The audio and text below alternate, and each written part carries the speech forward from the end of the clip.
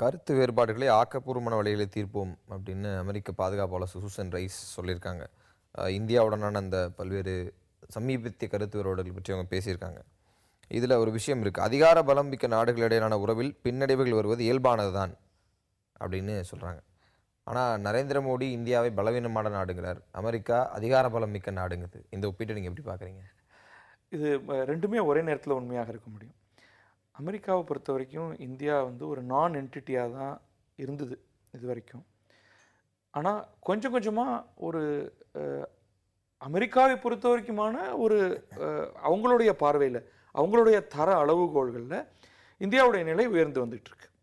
அதனால் அவர்கள், அதாவது அமெரிக்கா, இந்தியாவை ஓரளவுக்கு அதிகார பலமிக்க நாடாக இன்றைக்கு பார்க்க ஆரம்பித்திருக்கிறார்கள். ஆனால் இந்தியாவுடைய பார்வையிலிருந்து பார்க்கும் பொழுது நாம் மனதளவில் இந்தியா வந்து ஒரு பழைய பாஸ்ட் க்ளோரி அப்படிங்கிறத எடுத்து வைத்துக்கிட்டு நம்ம ஒரு காலத்தில் இப்படியெல்லாம் இருந்தோம், இன்றைக்கு நாம் இப்படியெல்லாம் இருக்கணும்னு நமக்கு மனதில் ஒரு எண்ணம் இருக்குது.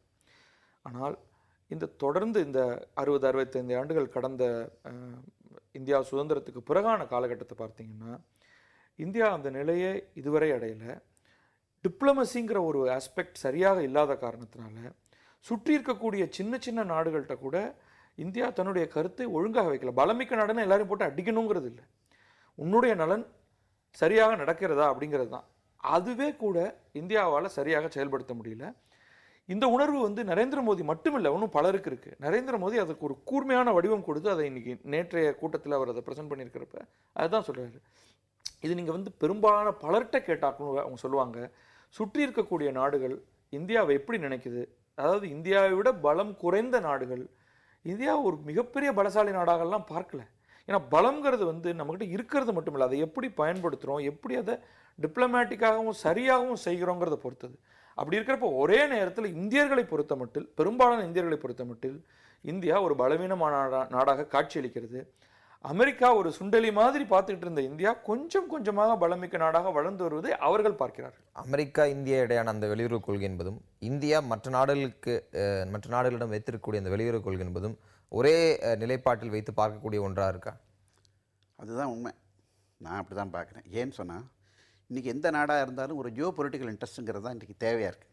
இப்போ நீங்கள் ஸ்ரீலங்கா வந்து இன்றைக்கி இவ்வளவு என்ன திரும்ப தமிழர்களை அடித்தாலும் மீனவர்களை அன்றாடம் பண்ணாலும் ஏன் வந்து மத்தியில் இருக்கக்கூடிய காங்கிரஸ் ஆட்சியோ அல்லது இந்திய அரசு வந்து அது கண்டிக்காமல் இருக்குதுன்னு சொன்னால், நம்ம அங்கே வந்து ஸ்ரீலங்காவுக்கு நம்ம நட்பாக இல்லைன்னு சொன்னால் அங்கே வந்து சைனா உட்காந்துக்குமோங்கிற பயம் வந்து பெருநீலாக இருக்குது. அவங்களுக்கு தொடர்ந்து காலங்காலமாக இருந்துக்கிட்டே இருக்குது. தொடர்ந்து 24 மணி நேரமும் அவங்களுக்கு இருந்துக்கிட்டு இருக்குது.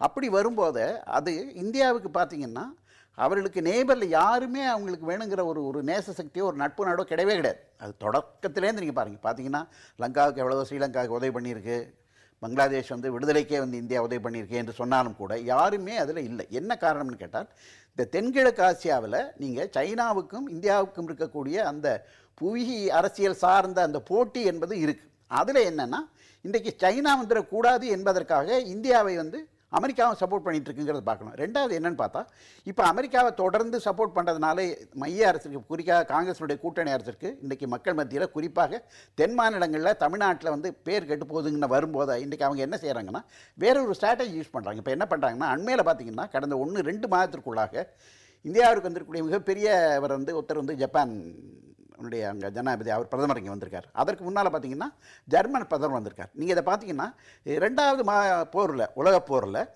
அமெரிக்காவுக்கும் இங்கிலாந்துக்கும் இந்த எதிரியாக இருந்த ஜப்பானும் ஜெர்மனியும் இன்றைக்கி இந்தியாவுக்குள்ளே நெருங்கி வந்து பல்வேறு பொருளாதார ஒப்பந்தங்களை போட்டுக்கொண்டிருக்கிறதுங்கிறது அந்த சீனை வந்து அந்த காட்சியை நான் வித்தியாசமாக நான் பார்க்குறேன். அதை பார்க்கும் பொழுது இன்றைக்கு அமெரிக்காவுக்கு எவ்வளவுதான் இந்தியா மேலே சில நேரங்களில் ஒரு வெறுப்பு இருந்தாலும் கூட அதை வந்து இன்றைக்கு குறைத்து கொள்ளக்கூடிய அளவில் தான் இந்த சூசனுடைய ஸ்டேட்மெண்ட் நீங்கள் வந்திருக்குன்னு பார்க்குறேன். அதை கொஞ்சம் தணிக்கிற மாதிரி அது. ஏன்னா அது மாறிடக்கூடாது. சூசன் ஒரு ஸ்டேட்மெண்ட் கொடுத்தது தணிக்க வேண்டிய அவசியம் என்ன இருக்கு? ஒன்று, சைனா இன்றைக்கு வளர்ந்து வரக்கூடிய மிகப்பெரிய பொருளாதாரத்தில் சைனா தான் ரொம்ப முன்னணியில் இருக்குது. ஏதோ ஒரு காலகட்டத்தில் சீனாவுடைய நாட்டின் ஒட்டுமொத்த ஜிடிபி அமெரிக்காவின் ஜிடிபியை விட அதிகமாகும் அப்படின்னு பார்த்துட்ருக்கோம்.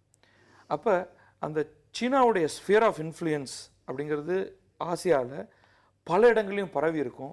அமெரிக்காவுடைய இன்ஃப்ளூயன்ஸ் அதனால் நேச்சுரலாக குறைஞ்சி போகக்கூடிய. அப்போ மாற்றாக தன்னுடைய நலனை முன்வைக்கணும்னா அமெரிக்காவுக்கு இன்னொருவருடைய நலனை சீனாவுக்கு எதிராக கிளப்பி விட்டாகணும். அப்போ அதற்கான கேண்டிடேட் ஒரே கேண்டிடேட் இந்தியா தான். இதே சமயத்தில் நீங்கள் வந்து சீனாவை ஒட்டுமொத்தமாகவும் எதிர்க்க முடியாது அமெரிக்காவில். ஏன்னா அமெரிக்கா சீனா வந்து பல விதங்களில் பின்னி பிணைந்திருக்கு. அமெரிக்காவின் மிகப்பெரிய அந்த டாலர் ரிசர்வ்ஸ் யார்கிட்ட இருக்குன்னா சீனா கையில் இருக்குது. அமெரிக்காவுடைய வர்த்தகத்தில் மிகப்பெரிய உறவு சீனா கையில் இருக்குது. அதே நேரம் சீனாவை ஒரேடியாகவும் வளர்ந்து விட்டுறக்கூடாது. ஸோ இது வந்து இந்த குழப்பமான சூழ்நிலையில் சீனாவோட இணங்கி இருக்கணும். அதே சமயம் சீனாவுக்கு மாற்றாக இந்தியாவை பெருமளவு உயர்த்தணும் அப்படிங்கிறது அமெரிக்காவுடைய ஒரு திட்டமாக இருக்குது. இதை மிகச்சரியாக பயன்படுத்தி கொள்வதற்கு இந்தியாவுக்கும் தெரியல, உண்மையில் அமெரிக்காவுக்கும் சரியாக தெரியல. அதனால தான் அமெரிக்காலேயே ஒரு செட் ஆஃப் இன்ட்ரெஸ்ட், முன்ன பாகிஸ்தான் ஆதரவாக இருந்த இன்ட்ரெஸ்ட்டுக்கு இந்தியா மேலே எப்போவுமே ஒரு வெறுப்பு ஒன்று இருந்துகிட்டு இருந்திருக்கு. இப்போ அதையும் வந்து அமெரிக்காவில் இந்தியாவின் நேச சக்திகளாக இருக்கிறவர்கள் பாகிஸ்தானெல்லாம் இனிமேல் ஒரு பொருட்டு கிடையாது, இந்தியா தான் முக்கியமானது, அதனால் பாகிஸ்தானுக்கு கொடுத்து வந்த ஆதரவை குறைத்து அல்லது அதை ஒட்டுமொத்தமாக விலக்கி கொண்டு இந்தியாவுக்கு தரக்கூடிய ஆதரவை மேலும் உயர்த்தி கொண்டு செல்ல வேண்டும் அப்படிங்கிறதுலையும் அந்த நேச சக்திகள் இன்னும் வந்து வெற்றி அடையலை. அதனால் வந்து அமெரிக்காலேயே பல்வேறு குழப்பமான நிலைகள் இருக்குது. இந்தியாவில் அதை விட பெரிய குழப்பம். இப்போ வந்து அமெரிக்கா நம்முடைய உண்மையில நண்பனா, அப்போ நண்பன்ட்டேருந்து என்னெல்லாம் நம்மளால் வாங்கிக்கொள்ள முடியும் அப்படிங்கிறதையும் இந்தியாவால் செயல்படுத்த தெரியல. ஸோ இது வந்து ஒரு வளர்ந்து வரக்கூடிய ஒரு சூழ்நிலை அப்படின்னு நம்ம வச்சுக்கணும். இன்னொரு ஒரு 5-10 ஆண்டுகளில் இதை மாற்றி நமக்கு சாதகமான முறையில் நடத்துறதுக்கு இந்தியாவுடைய தலைமையும் ஒரு சைனாவுக்கு ஒரு சரியான மாற்றாக இந்தியா உருவாக்கணுங்கிறதுக்கு அமெரிக்காவோட தலைமை நிறைய மாற்றங்களை கொண்டு வரும். தெற்காசிய நாடுகளில் அமெரிக்காவுக்கு ஒரு ஹோல்டு ஏற்படுறதுக்கான ஒரு வழியாக இந்தியா இருக்கு அப்படின்ற பாயிண்ட் தொடர்ந்து வலியுறுத்தப்படுது. சூசன் ரைஸ் இந்த விஷயத்தில் ஏற்கனவே கூட்டாக தொடங்கியுள்ள முக்கிய நடவடிக்கையை அடுத்த கட்டத்துக்கு கொண்டு செல்வோம், இலங்கையில் நல்லிணக்க சூழல் மேம்பட ஐநா மனித உரிமை கவுன்சில் இணைந்து செயல்படுவோம் அப்படின்னு சொல்றாங்க. அப்போ இந்தியா ஒரு கேட்வேயை பயன்படுத்தி குறிப்பாக சவுத் ஏஷியன் கண்ட்ரீஸில் ஒரு பெரிய ஸ்ட்ராங் ஹோல்டு அமெரிக்கா ஏற்படுத்துவது இந்தியாவுக்கு எந்த அளவுக்கு சாதகமாக இருக்கும்?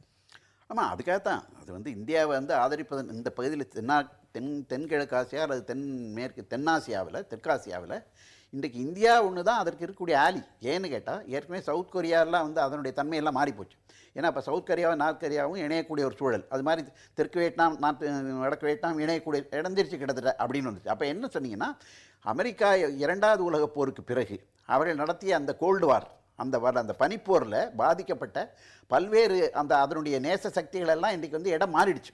அப்போ இன்றைக்கு தெற்காசியாவில் தெற்காசியாவில் வந்து அமெரிக்காவுக்கு யாருமே கூட்டாளி இல்லை.